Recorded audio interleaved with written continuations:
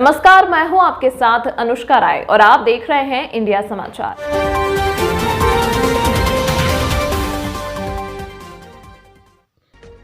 अयोध्या में एक और 22 जनवरी प्राण प्रतिष्ठा की भव्य आयोजन की तैयारी चल रही है। वहीं दूसरी ओर मंदिरों के महंतों के द्वारा पुराने किराएदारों के ऊपर अत्याचार का भी आरोप लग रहा है, जिससे साफ देखा जा रहा है कि जिनके पास रामपथ मार्ग चौड़ी करने के बाद जो जगह बची है उसमें अब उन्हें दुकान बनवाने में काफी अवरोध पैदा कर रहे हैं। वहीं मंदिरों के महंतों द्वारा स्वयं ही व्यवसाय करने का कार्य किया जा रहा है।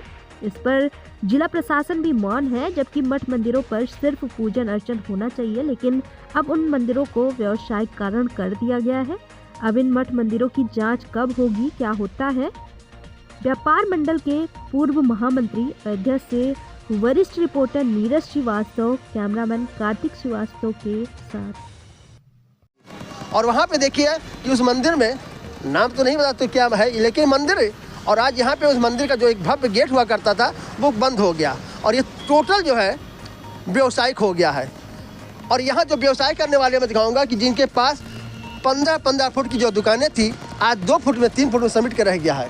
और ये आज दिखाऊंगा कि लगातार यहाँ से जितने भी दुकानें हैं वो आज उनके रोजगार चले गए हैं, ख़त्म हो गए हैं, उनके व्यवसाय ख़त्म हो गए हैं। और ये देखिए एक छोटा सा, सबसे छोटा सा इनके पास जो है, इनके पास भी आज अपना ये आवास जिसमें रहते थे और इनका व्यवसाय भी चलता था, आज यहाँ उस पर भी ग्रहण लग चुका है। तो ये कैसे अपना रोजी रोजगार कर रहे हैं ये भी है। यहाँ के महंतों के द्वारा जिस तरह से शोषण किया जा रहा है अब इनको नहीं बना दिया जा रहा है। देखिए ये दुकान इनके पास जो बची हुई है लोगों की, इसमें यहाँ के जो महंत हैं वो चाहे हनुमानगढ़ी कोई भी हो वो बनाने नहीं दे रहे हैं। इस पर प्रशासन के, जबकि व्यापार मंडल को के लेटर पैड पे यहाँ के अधिकारियों ने लिख के दिया था, एडीएम महोदय लिख के दिए थे कि जिनकी जो दुकानें बचेंगी वो अपनी दुकान बनाएंगे। तो इस बात से आप देख सकते हैं कि सारी दुकानें जो है इनको यहाँ के जो मंदिर के जो महंत हैं, सरबराहकार हैं, वो बनाने नहीं दे रहे हैं। कारण क्या है कि अगर निकल जाएंगे तो इनको 25 लाख रुपए दे करके यहाँ पे 30 लाख रुपए लेकर पगड़ी लेकर के दुकान बनाएंगे। एक दुकान ये भी घड़ी की दुकान हुआ करती थी, ओम वॉच। बड़ी बात है कि भारतीय जनता पार्टी के पूर्व महामंडल अध्यक्ष भी रह चुके हैं और इनके साथ भी यही हुआ है कि आज इनकी दुकानें ख़त्म सी हो गई हैं, आज इनको दुकान बनाने की अनुमति नहीं मिल रही है। तो ये आप देख सकते हैं कि किस तरह से यहाँ के दुकानदारों के साथ जो है उनका शोषण हो रहा है। उन दुकानों पर किस तरह से यहाँ के महंतों के द्वारा कपुरिया मंदिर, ये कपुरिया मंदिर का आप देख सकते हैं, कपुरिया मंदिर का जो है ये दुकानें हैं यहाँ पर, जिनको ये आप देख सकते हैं कि यहाँ पे इनको बिल्कुल दुकान नहीं, जो जिनकी दुकानें थी वो ख़त्म हो गई, अब इनको वहीं से ब्रेक कर दिया गया, उनको अनुमति नहीं दी जा रही है। दूसरी बार आप देखें ये यहाँ होर्डिंग के लिए चूँकि योगी जी का सख्त निर्देश है, लेकिन होर्डिंग के लिए यहाँ पे इसका किराया भी इनको 80,000 रुपये मिलेगा। इस मंदिर के जो है, जो इसका मालिक है उसको 80,000 रुपये पर मंथ मिलता रहेगा, लेकिन जो गरीब आदमी जो रोजी रोजगार कर रहा था किस तरह से, उसकी दुकानें उसको हटा करके और आज यहाँ पर व्यवसायीकरण कर दिया गया, दुकानें बना देंगे। दिखाइए तो और मंदिर का जो है आप देखें कि मंदिर का जो एक था कि आप देखिए भगवान में एक थोड़ा सा दीपक जल रहा है अंदर, वहाँ भगवान की मूर्ति थी और ये एक छोटा सा गेट दे दिया है, बाकी 4 दुकानें बना दी गई हैं। और इसका किराया क्या होगा, 25 से 30 लाख रुपए पगड़ी है और 10 से 15,000 रुपये किराया। आम आदमी कैसे पूरा करे? तो ये इस तरह से यहाँ के दुकानदारों के साथ जो है जिस तरह से अत्याचार कह सकते हैं कि इस तरह से अत्याचार हो रहा है, उनके साथ उनका अपराध हो रहा है। और यहाँ प्रशासन के द्वारा देखिए कि अब यहाँ बैरिकेडिंग कर दिया गया है, जिस है वो समाप्त होने नजर आ रही है। क्योंकि यहाँ पे आप देखिए ये इसको पहले ही करना था तो आज इनको पटरी देने की आवश्यकता नहीं थी। अब यहाँ पे गड्ढा करके यहाँ बैरिकेडिंग कर देंगे, इनकी रोजी रोजगार दुकान कैसे चलेगी? इनका दुकान भी यहाँ पे लगभग समाप्ति की ओर है। तो ये समस्याएं आज प्रशासन को नहीं दिख रहा है। प्रशासन चाहता क्या है? यहाँ की दुकानों को उजाड़ना चाहता है। शासन की मंशा क्या है? और देखिए एक यहाँ पे ये एक कपुरिया, ये एक मंदिर ये भी है लाडली मंदिर, और उस लाडली मंदिर के जो है महंत यहाँ है, उन्होंने भी यहाँ पे तमाम दुकानदारों को बसाने का काम किया है। एक ये भी मंदिर के महंत हैं। इनका ये कहता है कि यहाँ के जो पुराने दुकान किराएदार थे उनको रखें, उनको बिल्कुल उनको यहाँ से हटाया नहीं है, लेकिन दुकानों ने बना दिया है कि यहाँ से जो 4 दुकानें थी वो उनका भी काम हो, और इन्होंने 3 मंजिला बना करके आज देख के यहाँ पे स्थापित कर दिया। लेकिन वहीं आज दिखाऊंगा कि किस तरह से उन्होंने उन दुकानदारों को, पुराने दुकानदारों को वहाँ से वापस हटा करके और एक व्यवसायीकरण कर दिया गया है। तो इसमें भी कहीं प्रशासन को इस पर निगाह रखनी पड़ेगी। यहाँ के चूँकि नगर आयुक्त महोदय विशाल सिंह से मैं कहूँगा कि इस पर विशेष ध्यान दें कि यहाँ के दुकानदारों के साथ जिस तरह से उनका शोषण हो रहा है, जिस तरह से उनके पास अत्याचार हो रहा है, उस पर बैन करें। एक तो बड़े यहाँ के मकान मालिकों के द्वारा लंबी किराया, लंबी पगड़ी और दुकानों बनने न देना, ये भी एक कहीं ना कहीं दुर्भाग्यपूर्ण होगा, क्योंकि बहुत से ऐसे मकान हैं जहाँ पर मकान बनने का अनुमति नहीं दी जा रही है। तो इसी तरह से आज आप करके देखें तो आप यहाँ बैरिकेडिंग हो जाएगी। ये देखिए, यहाँ अगर बैरिकेडिंग हो जाएगी तो जो दुकानें यहाँ पे लोग 25 लाख 30 लाख लगा करके और दुकान चलाएंगे, उनका रोजी रोजगार कैसे चलेगा? तो ये इस पर प्रशासन को पहले से भी ध्यान ज्ञात होना चाहिए कि आजकल अगर यहाँ बैरिकेडिंग हो जाएगा तो इनका व्यवसाय कैसे चलेगा। आप देख सकते हैं कि यहाँ पे लगातार जो जितनी भी दुकानें हैं वो प्रभावित हो रही हैं, उनकी रोजगार खत्म हो रहा है। गाड़ी कहाँ खड़ी करेंगे? गाड़ी खड़ी करेंगे तो उसका चालान किस पर होगा? दुकानदार का होगा। तो ग्राहक आएगा, कहाँ गाड़ी खड़ी करेगा, कैसे सामान परचेज करेगा? ये प्रशासन को इसको ध्यान में रखना पड़ेगा और इसको ध्यान में रखते हुए इस पर निराकरण करना चाहिए कि कैसे यहाँ पे। और मैं दिखाऊंगा अभी जो मैंने बात किया था कि राजगोपाल मंदिर देखिए, यहाँ भी लगभग अभी 2 फुट ढांचा ही गिरना चाहिए। आप देख सकते हैं 2 फुट, यहाँ 2.5 फुट जो है, यहाँ से देखिए किस तरह टेढ़ में बना हुआ है। यहाँ भी इसकी जो है इस पर यहाँ बुलडोजर चलना चाहिए, चूँकि ये सीधा उसमें नहीं है, तो इस पर भी जो है लगभग 2 से 2.5 फीट जो है ये बढ़ा हुआ है। तो प्रशासन क्यों चौतेला व्यवहार कर रहा है? ये चौतेला व्यवहार क्यों? किसी के साथ पूरा बुरा छत कर दे रहे हैं, दुकानदारों के वहाँ दुकानदार हैं उनकी रोजी रोजगार खत्म कर दे रहे हैं। और जहाँ जिस मंदिरों में, जिस मठ मंदिर में जहाँ प्रभावशाली महंत हैं, जहाँ पर उन्हें पैसा दे दिया, उनके यहाँ बुलडोजर नहीं चला। तो तमाम ऐसे दुकानदार हैं जिनकी दुकानें रोजी रोजगार बिल्कुल ख़त्म हो गई, यहाँ से जो है प्लान कर चुके हैं, सैकड़ों प्लान कर चुके हैं, और बहुत से ऐसे जो है उनका रोजगार आज खतरे में है। जैसा अभी दिखाया कि वहाँ पे कपड़िया मंदिर में उठा किया जाता है, फिर पाटा जाता है, फिर बैरिकेड, उस पर क्या बोलेंगे सर? इस पर ये क्या पैसे दुरुपयोग नहीं है? इस पर प्रशासन अपना जो काम कर रहा है, इस पर हम कुछ नहीं बोलेंगे, वो अपने अनुसार कार्य करें। व्यापारियों का व्यापार चौपट हो रहा है। एक जगह योगी जी कह रहे हैं कि व्यापारियों के लिए सारी सुविधाएं, हर चीज़ उनको सुविधा अनुसार दिया जाएगा, और आप उनकी दुकानें बिल्कुल बैरिकेडिंग कर लगा के बैन कर दे रहे हैं, उनका रोजगार कैसे चलेगा? फिर भी हमारे व्यापारी संतुष्ट हैं, प्रसन्न हैं और राममय हैं।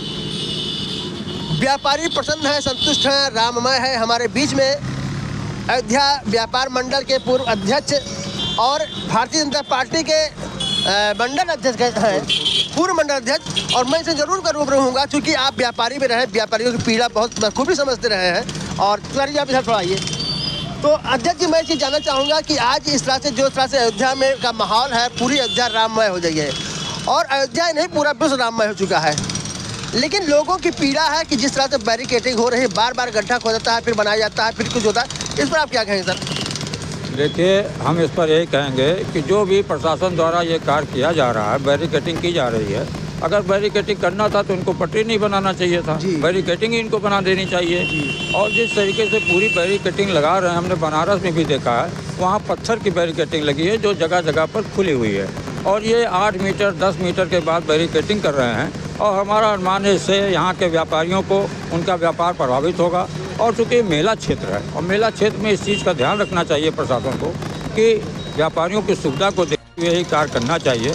और बल्कि मेरा सुझाव है, चूँकि सुझाव तो प्रशासन यहाँ लेता नहीं, पहले रहता था कि प्रशासन बुलाता था, जनप्रतिनिधियों का सुझाव लेता था और यहाँ के व्यापारियों को सुझाव लेता था, लेकिन आज प्रशासन कोई सुझाव नहीं लेता है। जो ऊपर से दिशा निर्देश आता है उसका वो अनुपालन किया करता है। उसको इससे नहीं मतलब है कि व्यापारी की पीड़ा क्या है, व्यापारी क्या है। आज व्यापारियों के 10 मीटर बाद दुकानें पड़ी हुई हैं, वो अपनी दुकान नहीं बनवा पा रहा है। यहाँ के जितने संत महंत हैं एक तरीके से समझिए व्यवसाय बना लिए हैं।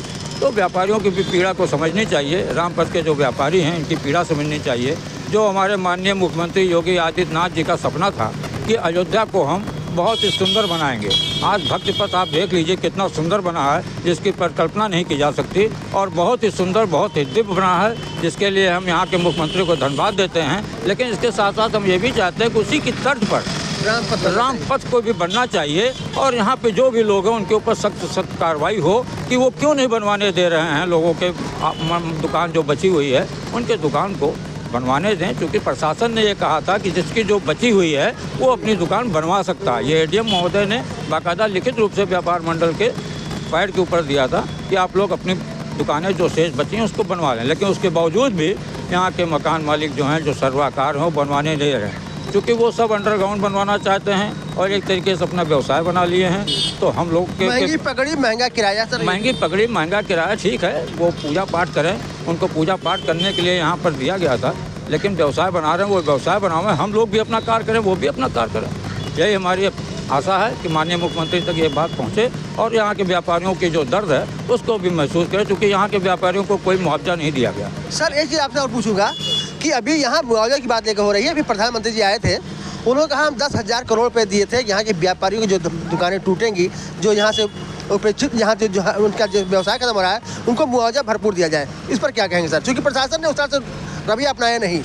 ऐसा है, फिलहाल मैंने तो ऐसा नहीं सुना कि प्रधानमंत्री जी ने ऐसी कोई आश्वासन दिया कि 10,000 करोड़ दिया गया है, लेकिन मैं इतना ज़रूर कहूँगा यहाँ का जो भी व्यापारी है उसको 1 लाख रुपया दिया गया है, लेकिन वो मुआवजा नहीं दिया गया। वो 10,000 रुपये महीना 10 महीने के लिए खाने के लिए अनुग्रह राशि दी गई है और ये घुमा फिरा करके किया गया। वहीं भक्त पथ पर किसी को 4 लाख, किसी को 5 लाख, किसी को 8 लाख, किसी को 12 लाख रुपए व्यापारी को दिया गया है और यहाँ के रामपथ के व्यापारियों को कुछ नहीं दिया गया है। तो ये भी एक पीड़ा वहाँ के व्यापारियों की है कि उनको भी मतलब दुकान भी सुरक्षित है और उनकी दुकान भी सुरक्षित है, असुरक्षित भी है। बहुत सी दुकानें उनकी चली गई। यहाँ के लगभग कम से कम कुछ नहीं तो मेरा अनुमान है 45 से और 75 दुकानें जो गरीब व्यापारी थे, चूड़ी कंगन व्यवसाय नहीं कर पा रहे हैं। तो यहाँ के माननीय मुख्यमंत्री से हमारी ये अनुरोध है, निवेदन है कि उन व्यापारियों के विषय में प्रशासन से कहें, उनकी सूची बना करके उनको भी कहीं न कहीं स्थापित करें। अभी एक फूड प्लाजा नया घाट पे बनवाया गया जी, जो वहाँ के कुछ ठेला व्यापारियों को दिया गया था, लेकिन उसके बावजूद वहाँ प्रशासन ने दीवार खड़ा कर दिया और वो सारी दुकानें बंद हो गई। तो प्रशासन फिर ऐसी बात क्यों करता है, या तो उन लोगों को कहीं और व्यवस्थित करने की योजना बनाए। तो हमारी यही आशा है कि यहाँ का प्रशासन और यहाँ माननीय मुख्यमंत्री योगी आदित्यनाथ जी, चूँकि अयोध्या का क्षेत्र जितना भी है सब उन्हीं के परिवार के सदस्य हैं और सारे अयोध्यावासी हैं। इसी के साथ मैं फिलहाल यही निवेदन करता हूँ कि यहाँ तक बात पहुँचे। धन्यवाद। तो अभी हमारे बीच में हमारे जो पूर्व महामंडल अध्यक्ष हैं विनोद श्रीवास्तव जी, उनका कहना था कि यहाँ पे वास्तव में देखा जाए तो जिस तरह से प्रशासन दोहरी नीति अपनाया है, अपना जो एक लोगों के अंदर एक प्रेशर बनाया है। अभी आप देखें कि यहाँ बैरिकेडिंग हो रही है, लगातार यहाँ पे जो बैरिकेडिंग होनी थी और दुकानें बंद हो जाएंगी। ये दुकानें जब वहाँ पे बंद हो जाएगा तो उनका व्यापार कैसे चलेगा, और व्यापारी यहाँ का जो है डरा हुआ है, प्रशासन के आगे किसी चलती नहीं है। लेकिन यहाँ पे एकजुट होने की आवश्यकता है, जिस पर एकजुट हो जाए। और लगातार आप देख सकते हैं कि जिस तरह से यहाँ पे एक बार बनाते हैं फिर खोदते हैं, इससे तमाम और प्रशासन का जो दोहरी नीति है वो कैसे उस पर चलेगा। यहाँ के व्यापारियों के एक भी हमारे विनोद जी ने बताया कि रामपथ भक्ति पथ पर जिस तरह से वहाँ की सड़कें, वहाँ की दुकानें बनाई गई हैं, वो वास्तव में बहुत बेहद बनाया है, बहुत सुंदर बनाया है। योगी जी का जो उसमें बहुत बड़ा था। लेकिन आज यहाँ पे रामपथ पर जिस तरह से सड़कें बनाई गई हैं, हमको नहीं लगता 2 साल तक चलेगा। और अभी आप ये देख सकते हैं कि यहाँ पे भी ये सड़कों का जो है आप देख सकते हैं कि किस तरह से सड़कें बनी हुई हैं। निश्चित है 2 साल बाद ये ध्वस्तीकरण हो जाएगा और यहाँ की सड़कें फिर उसी गड्ढा युक्त हो जाएगा। लोगों की समस्याएं जबरदस्त तरह बनी रहेगी और जहाँ पे हजारों करोड़ पर बर्बाद किए गए, वो पैसे कहाँ से किस मद में खर्च हुए, कहाँ से आए, कैसे है, ये सोचने वाली बात है। और जब राम मंदिर के आज जब परिकल्पना साकार का दिन आ रहा है, उसकी प्राण प्रतिष्ठा दिन आ रहा है, और ऐसे में यहाँ के व्यापारी को व्यापार करने से रोका जा रहा है, बैरिकेडिंग करके उनके व्यवसायों को बाधित किया जा रहा है। ये कहीं ना कहीं लोगों के दर्द जुबां पे है, निकल नहीं पा रहा है, क्योंकि प्रशासन के एक जो दोहरी नीति या उसका जो है चरित्र जो है उसका वो बाधित कर रहे लोगों के, उसका विरोध नहीं कर पा रहे हैं। लेकिन मैं निश्चित है, अभी हमारे विनोद जी ने कहा कि मुख्यमंत्री जी से सबसे पहले निवेदन किया है कि इस पर विशेष ध्यान दिया जाए कि व्यापारियों की जो व्यापार है वो चलता रहे और सड़कों का जो है वो राम पथ जो है भक्ति पथ की तरह बनाया जाए, जिससे अयोध्या का वास्तव में श्रवण। तो मैं ये प्रशासन से जरूर कहूँगा, निवेदन करूँगा कि इस तरह से उन दुकानदारों पर जो है इतना जो है कहर न ढाले, जिससे उनके एक तो ऐसे भूखों मर रहे हैं, उनके और भी ऊपर विपत्ति आए। धन्यवाद। मैं नीरज श्रीवास्तव, कैमरामैन कार्तिक श्रीवास्तव।